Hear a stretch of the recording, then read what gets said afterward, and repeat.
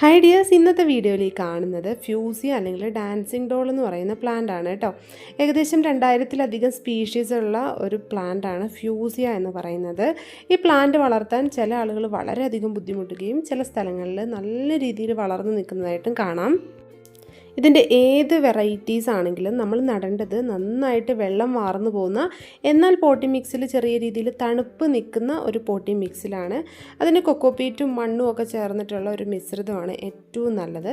പിന്നെ 2 ആഴ്ചയിലൊരിക്കൽ ബാലൻസ്ഡ് ആയിട്ടുള്ള NPK fertiliser ഇതിന് സ്പ്രേ ചെയ്ത് കൊടുക്കുന്നതും ചോട്ടിലൊഴിച്ചു കൊടുക്കുന്നതും ഒത്തിരി നല്ലതാണ്.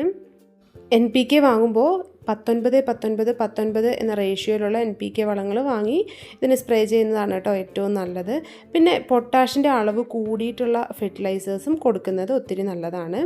നല്ല സമ്മർ സീസണിൽ എല്ലാ ദിവസവും നനച്ചു കൊടുക്കണം.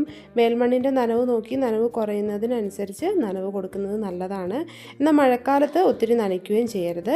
ഈ പ്ലാന്റ്സ് നശിച്ചു പോകാനുള്ള ഏറ്റവും വലിയൊരു കാരണമാണ് നമ്മളിതിന് സൺലൈറ്റ് ഡയറക്റ്റായിട്ട് കൊടുക്കുന്നത്.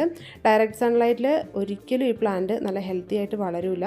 ഇൻഡയറക്റ്റ് ആയിട്ടുള്ള നല്ല വെളിച്ചത്തിലാണ് ഈ പ്ലാന്റ്സ് നമ്മൾ വെക്കേണ്ടത്. തണുപ്പുള്ള ക്ലൈമറ്റിൽ മാത്രമല്ല, ചൂടുള്ള ക്ലൈമറ്റിലും ഈ പ്ലാന്റ് നന്നായിട്ട് വളരും. പക്ഷേ നമ്മൾ ഡയറക്റ്റ് സൺലൈറ്റിൽ വെച്ച് കഴിഞ്ഞിട്ടുണ്ടെങ്കിൽ ഏത് തണുത്ത ക്ലൈമറ്റുള്ള സ്ഥലങ്ങളാണെങ്കിലും പ്ലാന്റ് പെട്ടെന്ന് തന്നെ നശിച്ചു പോകും.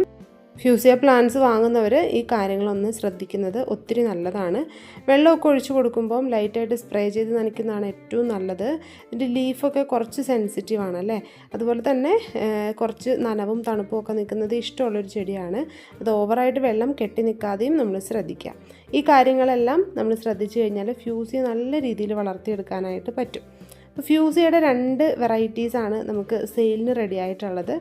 ഒന്ന് ഈ കാണുന്ന റോസും വൈറ്റും മിക്സ്ഡ് ആയിട്ടുള്ള ഒരു കളറാണ്. രണ്ടാമത്തതും ചെറിയൊരു സിമിലാരിറ്റി വരുന്നുണ്ട്, എന്നാലും ഇതുപോലെ ഈ കാണുന്ന പോലെ റെഡും ഒരു വയലറ്റും കൂടി മിക്സ് ചെയ്തിട്ടുള്ള ഒരു കളറാണ് കേട്ടോ. രണ്ടിനും കൂടി കൊറിയർ ചാർജ് ഉൾപ്പെടെ 350 രൂപയാണ് റേറ്റ് വരുന്നത്. അപ്പോൾ ഈ പ്ലാന്റ്സ് വേണ്ടവർ വാട്സപ്പിൽ വേഗം തന്നെ മെസ്സേജ് അയച്ച് പ്ലാന്റ്സ് ഓർഡർ ചെയ്തോളൂ കേട്ടോ.